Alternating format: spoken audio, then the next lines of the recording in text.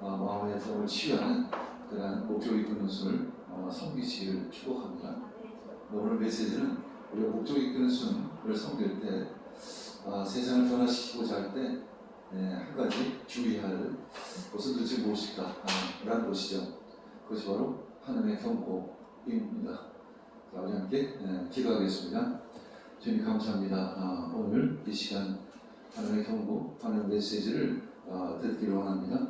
주님, 저희들에게 말씀하여 주셔서 귀 있는 자는 들을지어다. 성령이 교회들에게 하시는 그 귀한 말씀을 귀 있는 자는 들을지어다 이렇게 말씀하고 있습니다. 성령님 오셔서 저희들의 귀를 열어 주시옵소서. 저희들의 심령을 열어 주시옵소서. 저희들이 무릎 꿇고 주의 음성 듣습니다.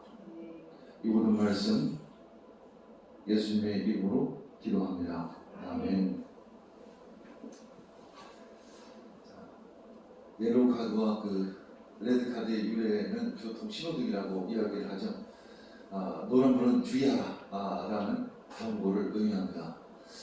주의하지 않으면 레드 카드를 받게 됩니다. 결국 정작 퇴장하라의 의미의 카드를 받게 되죠. 우리는 끊임없이 경고의 카드를 받게 됩니다. 우리가 노란색 등이 켜지면 주의를 해야 합니다. 우리는 살아가면서 다양한 여러 가지 경고의 메시지를 듣게 되죠.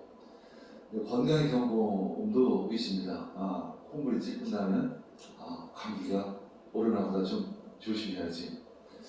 또 이유 없이 살이 빠지면 뭔가 건강에 문제가 생기지 않았는가? 그래서 건강 검진을 받기도 합니다. 혈압이 오르기 시작하면 운동을 하라는 사인이구나. 그래서 체중 관리를 해야 하겠다. 영적인 경고등이 있습니다. 남 탓을 하기 시작을 합니다. 내 입에 자꾸만 남의 탓을 하기 시작을 합니다. 그 사인이 무엇이냐면 기도하라는 그런 경고일 것입니다. 자꾸만 다른 사람들을 불평합니다. 이 사인은 바로 찬양하라는 그런 경고음입니다. 참 예배가 힘들어지기 시작을 해요. 그러면 어떤 경고음일까요? 금식하라는 경고인 것이죠. 우리 끊임없이 어떤 경고의 메시지를 듣습니다. 특별히 하나님의 주시는 경고의 메시지는 듣고 분명히 반응해야 할 줄 믿습니다. 요즘에 하나님이 우리들에게 어떠한 경고의 메시지를 주십니까?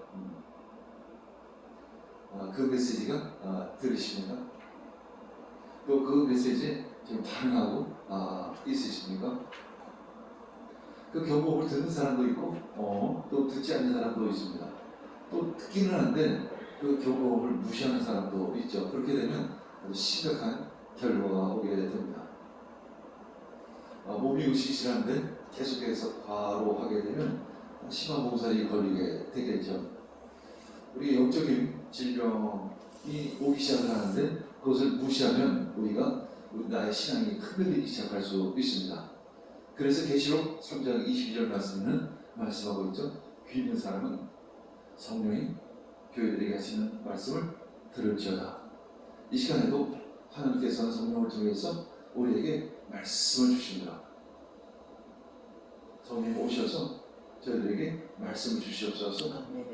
경고의 메시지를 주셔서 저희들이 잘못된 길로 가지 않게 해주시고 때로 멈추게 해주시고 때로 가게 해주시옵소서. 우리 끊임없이 기도해야 하는 것이죠. 그래서 우리는 경건 생활을 하는 것입니다. 우리의 영적인 민감함이 항상 그 안테나가 하나님께 집중되어 있어야 하기에 우리는 기도해야 하는 것입니다. 그래야만 우리는 그 하늘의 메시지를 하늘의 경고음을 우리는 들을 수 있는 것이죠. 우리가 듣지 못하는 이유가 있습니다. 그것은 바로 영적인 감각이 무뎌졌을 때 우리는 듣지를 못하죠. 영적인 감각이 무뎌지는 한 가지 이유는 뭐죠? 바로 돈 때문입니다. 돈 때문에 참 바쁩니다. 기도할 시간이 없다고 이야기합니다.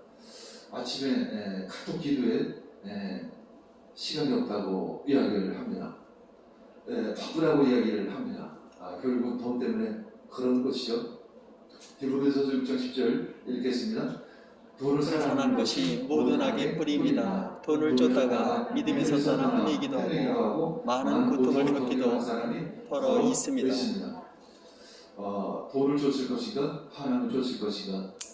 이 현대인들에게는 이러한 두 가지 선택 가운데 있죠. 우리 끊임없이 기도하며 하나님의 말씀을 묵상하며 우리는 끊임없이 하나님을 추구해야 될 줄 믿습니다. 애국은 어떤 상징입니까? 애국하면 부의 상징이죠. 돈과 풍요, 부여의 상징입니다. 우리 미국하면 역시 풍요의 상징처럼 느껴집니다. 이제 하나님은 애국의 재앙을 내리십니다. 그 방법이 무엇이냐면 그 애국 사람들이 섬기고 있는 신, 그 신들이 다 가짜라는 것을 드러내 주시는 거죠. 특별히 나일강을 중심으로 한 그 신들이 많이 있었습니다. 애국 사람들은 거의 나일강을 신처럼 섬겼죠. 왜냐하면 나일강은 풍요의 젖줄이기 때문에 그런 것이죠. 하나님은 첫 번째 재앙으로서 그 나일강을 피로 물들게 합니다. 피로 바꾸는 거죠. 그 생명의 물을 죽음의 물로 바꾸는 것입니다. 그리고 나일강에서 이제 제정이 아닌 개구리가 출몰하게 만들어 버리시죠.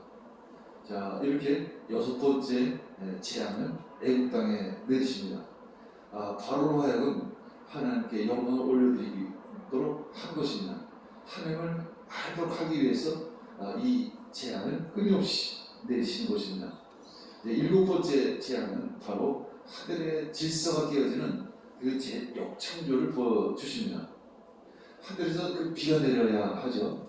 그러면 대지가 적셔지고 그 땅에 식물이 잘 자랄 수 있습니다. 그런데 하늘에서 비가 내리는 것이 아니라 우박이 떨어지는 것이죠. 우박과 불이 함께 섞여서 그 애국 사람들과 가축들을 죽여버리는 그런 재앙이 임박하고 있습니다. 하나님은 경고하십니다. 심판이 오기 전에 먼저 경고음이 울리죠. 대부분의 그 고난과 고통, 그 어려움 이전엔 어떤 경고음이 사전에 울리기 마련입니다. 하나님이 그 애국 땅에 그 우박 재앙으로 이제 경고를 주시는 이유는 무엇일까? 오늘 말씀 14절에 보면 그 목적이 있습니다. 그 재앙을 내리는 이유가 있어요. 분명히 내 백성을 보내라. 그들이 나를 섬길 것입니다. 이 말씀 바로 나에게 예배드릴 것이다. 하나님이 이스라엘 백성을 구원하는 이유는 그들로 하여금 여호와 하나님께 제사 드리기 위함이었던 것이죠.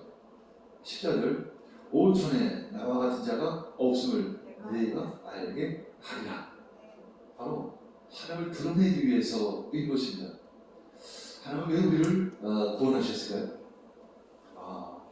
우리들로 하여금 천국에 가게 하기 위해서, 영원한 생명을 얻게 하기 위해서이죠. 사실 그런데 그것은 두 번째 이유입니다. 첫 번째 이유는 하나님을 드러내기 위해서입니다. 하나님께 예배드리기 위해서인 것이죠. 그것이 구원의 첫 번째 목적인 것입니다. 두 번째가 굳이 얘기하면 나를 위한 영원한 생명을 주신 것입니다. 이 순서가 뒤바뀐다면 이거 신앙의 우선순위가 바뀌어 버리는 것입니다. 내가 구원받는 이유조차도 나를 위해서가 아니라는 것이죠.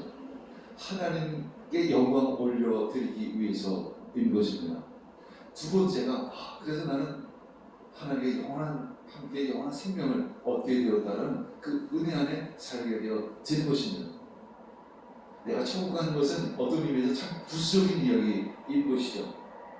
15절, 16절에 보면 나의 능력을 너에게 보이고 바로에게 보이는 거예요. 내 이름이 온천에 점토되게 하려 하였습니다.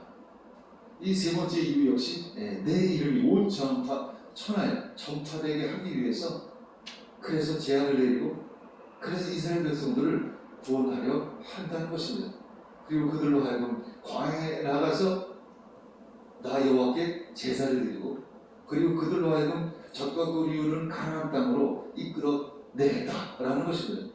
그 모든 이유는 굉장히 이기적인 것처럼 느껴지겠지만 하나님 자신을 위해서라는 것입니다. 하나님의 이름을 드러내기 위해서라는 것이죠. 하나님을 예배하지 않고 돈을 섬기는 이들에게 경고를 한 것입니다. 바로 왕에게 이제 경고를 한 것입니다. 자기 자신을 신처럼 착하는 그 바로에게 경고를 한 것입니다. 먼저 나를 예배하라. 주님은 하나님 이렇게 우리에게 말씀하십니다. 근데 일곱 번째 장의 특징은 피할 수 있다는 것입니다. 피할 수 있는 길을 주셨다는 것이 다른 지향과 좀 다른 점이야. 하늘로부터 아주 무시무시한 우박과 불을 내리실 것입니다. 그렇게 경고를 하시면서 피할 길이 있다고 말씀하십니다. 자, 들에 있는 그 가축이나 사람들이 다 집안으로 들어오면 그러면 살리라. 집안에 들어오면 살리라.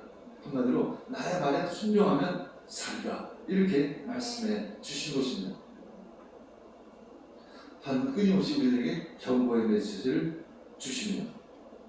우리 공동체에게는 나에게는 어떤 경고의 메시지가 들리십니까? 우리 매일 아침마다 큐티를 하죠. 생명의 삶을 통해서 매일 아침마다 하나님의 말씀을 묵상합니다. 그 이유는 무엇일까요? 하나님의 경고를 듣기 위해서인 것입니다. 하나님이 우리로 하여금 말씀으로 인도하시기를 그 바라는 마음으로 아침마다 말씀을 묵상하는 것입니다. 오늘 본문 말씀은 바로 오늘 생명의 삶을 통해서 주시고자 하는 본문 말씀이죠. 오늘 본문 말씀은 애국왕 바로에게 주시는 경고의 메시지입니다. 그러나 이 메시지 또한 우리 각자 한 사람에게 주시는 그 메시지이기도 한 것이죠. 저는 오늘 본 말씀을 읽으면서 나에게 주시는 그 경고의 메시지는 무엇일까? 두 가지 메시지를 듣습니다. 하나는 필라델피아 교회에게 주신 그 메시지, 두 번째 메시지는 에베소 교회에게 주시는 메시지입니다.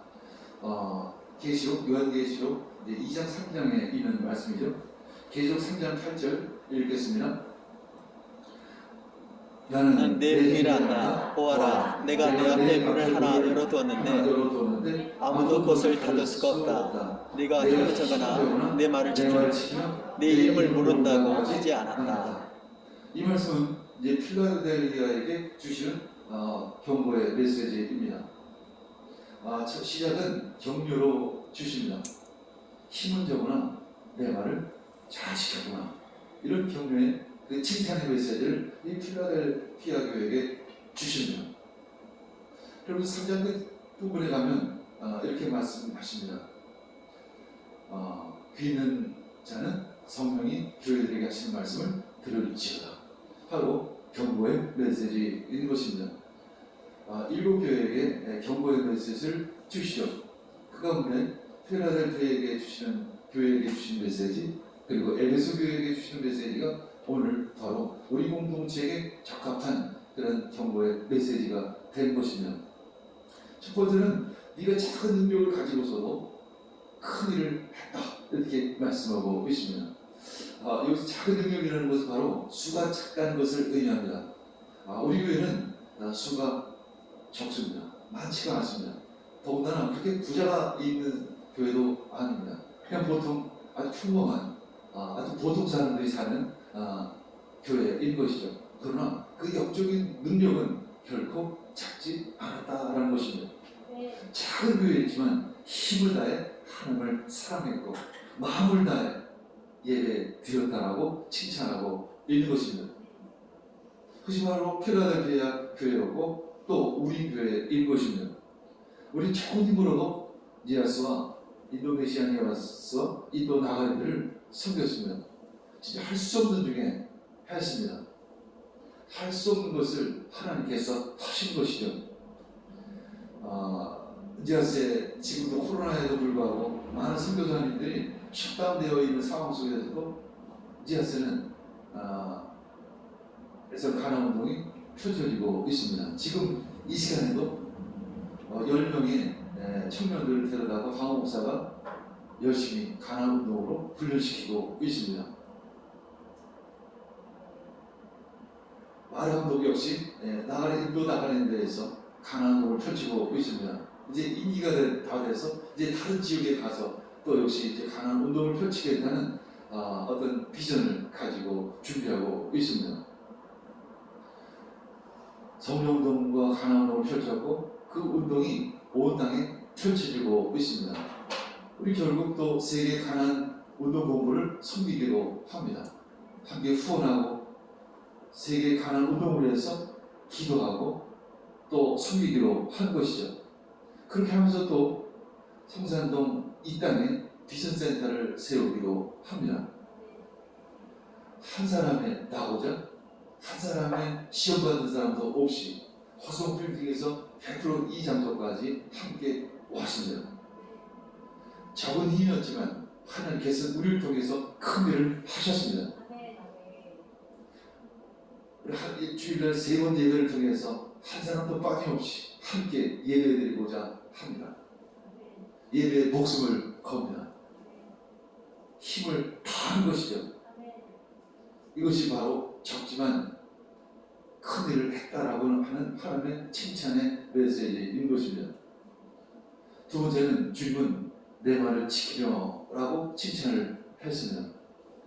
주의 가르침을 붙잡고 말씀에 전적으로 순종했다는 것을 의미합니다. 우리는 아침마다 아침부터 기도회를 통해서 말씀을 묵상하고 말씀으로 기도하고 또 중보합니다. 또 금요일은 지구촌 기도회를 통해서 열방을 위해서 기도합니다. 선교사님들을 위해서 기도합니다. 가난한 운동을 위해서 기도하는 것이죠. 우리가 아침마다 이렇게 하나님의 말씀을 묵상하고 이렇게 기도하는 이유는 주의 이름을 잊지 않기 위해서인 것입니다.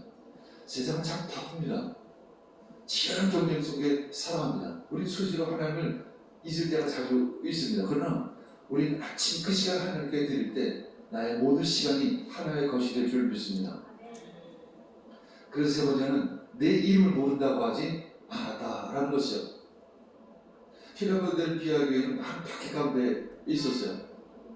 그 박해 속에서도 그 피탁 속에서도 그 예수님의 이름을 모른다고 하지 않았다라는 것입니다. 우리 성도도 대부분 직장을 가지고 있습니다. 참 나름대로 참 바쁜 일정을 바쁜 삶을 살아가고 있어요. 그럼에도 불구하고 일주일에 2-3번씩 30번씩 교회에 와서 예배드리며 교제하며 하나님을 찬양합니다. 끊임없이 주님을 기억하기를 원하는 그 마음. 또 청년들 역시 이제 대학교를 졸업하고 직장생활을 하기 시작을 합니다. 그럼에도 불구하고 바쁜 일정을 쪼개서 저녁이면 교회로 달려와서 예배를 섬기고 함께 찬양하며 함께 경배합니다. 참 그 모습이 참 아름답습니다. 그 모습이 참 귀한 것이죠. 그래서 하나님께서 이 필라델피아 교회에게 열린 문을 주셨습니다. 이 열린 문이라는 것은 어떤 의미냐면 당시에 사람들이 그 필라델피아는 많은 길들이 그 교차점에 있었습니다. 이 필라델피아를 통해서 많은 지역을 갈 수 있었던 것이죠. 한마디로 복음의 전략적 위치에 놓여 있었습니다. 그래서 그 복음을 그 소아시아 각 지역에 전할 수 있는 아주 요충지에 있었던 것이죠. 그래서 그것이 바로 하늘문이라는 것입니다. 복음을 전하는데 아주 전략적으로 좋은 위치에 있다라는 것이죠. 우리 할마당이 많은 교회 역시 동네에 숨어 있는 것이 아니라 마포땅 중앙에 있습니다. 성산 대로에 놓여 있죠. 그래서 우리는 일반 교회당이라기 하기보다는 비전센터라는 마치 선교센터의 개념을 가지고 교회를 세웠던 것이죠. 이 위치를 보면 동서남북 어딘지 가기가 참 쉬운 그런 위치에 있습니다. 아주 전략적 위치에 있는 것이죠. 복음을 전하기에 참 좋은 위치에 있는 것입니다. 하나님께서 우리 교회 가운데 하늘문을 여신 것입니다. 이 하늘문은 내 하늘로 올라가는 문이라기보다는 누군가를 주관을 한 영혼을 하나님께 이끌리는 그런 문이 열려 있다라는 것입니다. 그 우리들의 교회 문을 활짝 여시기를 축복합니다. 그리고 많은 아픈 이들, 소외된 이들을 초청하시기를 바랍니다. 우리 교회는 열린 문을 가지고 있습니다. 계시록 3장 11절 읽겠습니다. 내가 꼭 하겠다. 너는 내가 가진 것을 굳게 잡아서 아무도 내 면류관을 빼앗지 못하게 하여라. 아무도 내 면류관을 빼앗지 못하게 하라. 이렇게 말씀하고 있습니다. 거꾸로 얘기하면 그 면류관을 잃어버릴 수도 있다라는 의미인 것이죠. 그렇다고 하면 어떻게 면류관을 빼앗기지 않을 수 있을까? 믿음을 지키는 것은 바로 첫사랑을 지키는 것입니다. 소아시아는 이교 문화가 참 많은 지역이에요. 마치 이 서울 땅과 비슷합니다. 세속주의, 태폐화, 방탕, 아주 신비주의, 우상 숭배가 아주 지배를 했습니다. 당시 헬라크레이토스라는 철학자, BC 5세기에 살았던 사람인데 그때 태어난 사람인데 헬라 철학자였죠. 물론 그가 자신의 고향 사람들인 그 에베소인들을 향해 이렇게 말합니다. 에베소인들은 마지막 한 사람까지 모조리 교수에게 쳐야 말하라. 그만큼 타락했다는 것을 의미합니다. 바울 사도는 이 브리스길라와 아굴라와 함께 이 에베소 교회를 개척했죠. 하나님은 그 에베소 교회를 또 칭찬합니다. 내 행위와 수고를 잘한다. 자, 에베소 교회는 그 하나님 나라를 위해 선교를 위해 참 힘을 다했습니다. 에베소 교회는 바울 사도가 선교하는데 굉장히 많은 큰 후원과 기도를 했죠.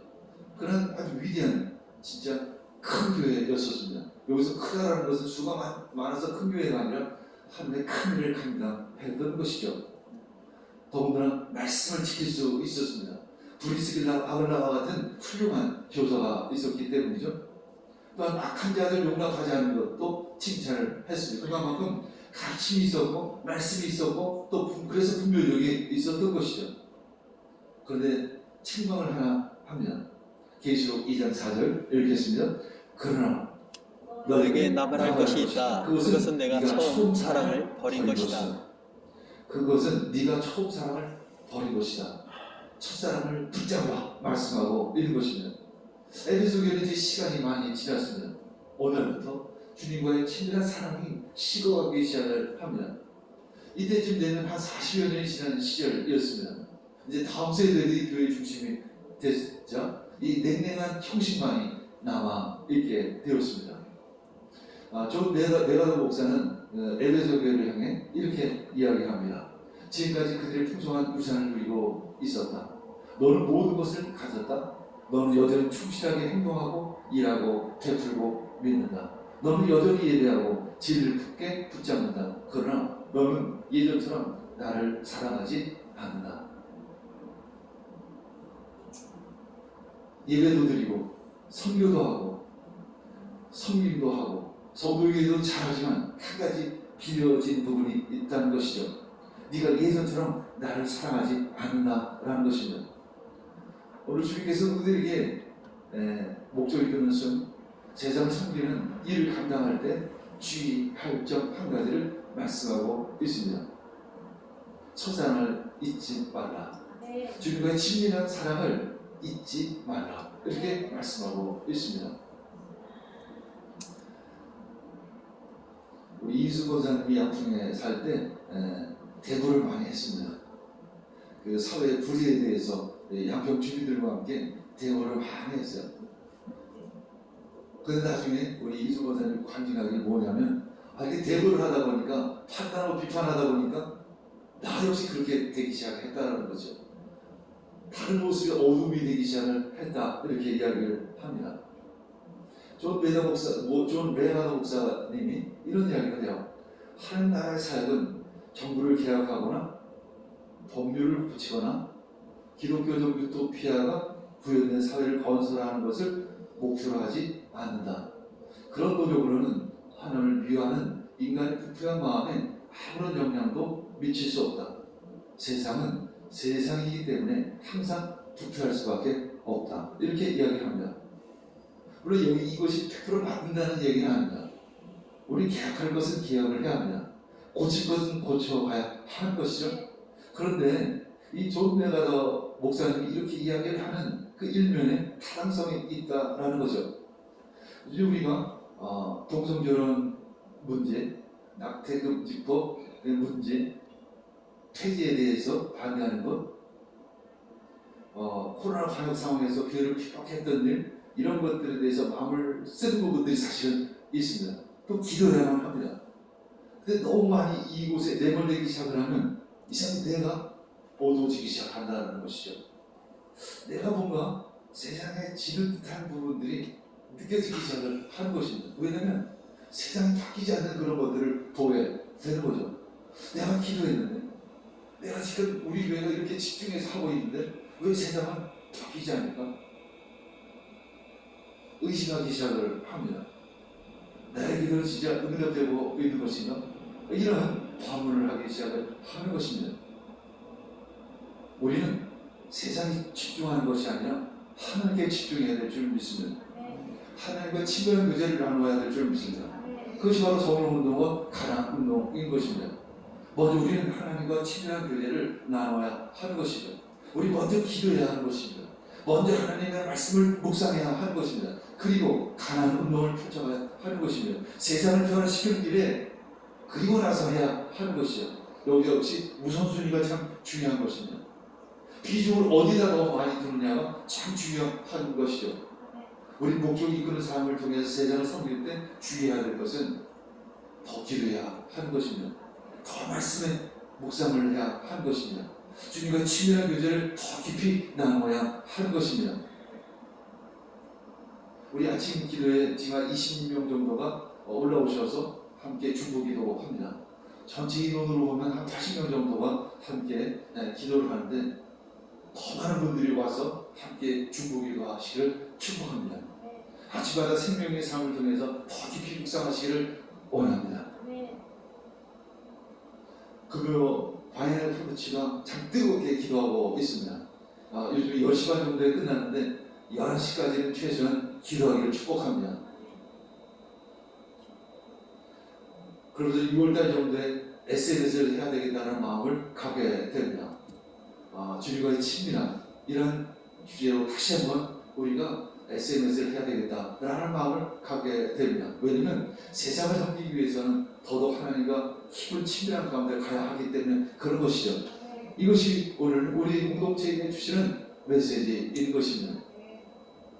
세상을 섬기는 것은 좋지만 너의 영적인 민감함, 영적인 깊이를 더하라. 주님께서 우리에게 말씀하십니다. 그것은 바로 주님과의 깊은 만남인 것입니다. 주님과의 깊은 친밀함인 것이죠. 그 안에서 세상을 변화시키는 일에 앞장서야 될 줄 믿습니다. 이것이 바로 성령운동과 가난운동인 것입니다. 주님, 우리들에게 그러한 믿음을 주시옵소서, 그러한 영성을 더하여 주시옵소서. 그래서 우리가 주신 이 성령운동과 가난운동을 잘 감당할 수 있기를 원합니다. 그렇게 기도하며 나아가는 우리 모두가 되기를 축복합니다. 우리 함께 기도하겠습니다. 주님, 저희들이 세상을 변화시키기를 원합니다. 그러나 내가 우리들이 세상을 비판하고 평가하는 것이 아니라 내가 세상의 빛이 되기를 원합니다. 세상의 소금이 되어지기를 원합니다. 그리고 세상을 섬기기를 원합니다. 그러나 먼저 주님과의 깊은 만남, 주님과의 깊은 친밀함, 주의 말씀으로 매일 묵상하기를 원합니다. 주님, 5월은 가정의 달입니다. 이 가정이 주의 말씀으로 세워지기를 원합니다. 아멘. 매일매일 감사기도로 가정과 교회가 세워지기를 원합니다. 아멘. 세계 가난운동본부에서 4월 27일 화요일에 뉴노멀 시대의 선교적 대안으로서 가난운동이라는 주제로 오프 프로그램이 있습니다. 아버지 하나님, 많은 선교사님도 모아주셔서 이 가난운동을 통해서 세상을 변화시킬 수 있도록 허락하여 주시옵소서. 모든 기술적인 문제까지도 주님 간섭하여 주셔서 아버지 하나님 조금도 흐트러짐 없이 모든 일정 이끌어 주시옵소서. 주님, 목적 이끄는 수를 통해 회복과 치유가 있기를 원합니다. 우리 함께 그 목적 이끄는 수를 섬기고 그 부심을 답하는 우리 각 사람 되기를 원합니다. 주님, 봄맞이 중심방이 성년배 이끄심으로 잘 진행되기를 원합니다. 주님, 각 가정마다 주시는 하늘의 메시지를 잘 듣고 순종하고 또한 따를 수 있도록 허락하여 주시옵소서. 우리 진수영장의 개인전 티드로잉 치유의 시간 있습니다. 주님, 그 작품들을 통해서 치유와 회복이 일어나기를 원합니다. 주님, 이 한 주간도 주님 지켜주시고 또한 도와여 주시고 이끌어 주시옵소서. 오직 하나님께만 영광을 올려드리는 귀하고 아름다운 삶 허락하여 주시옵소서. 이 모든 말씀 예수님의 이름으로 기도합니다.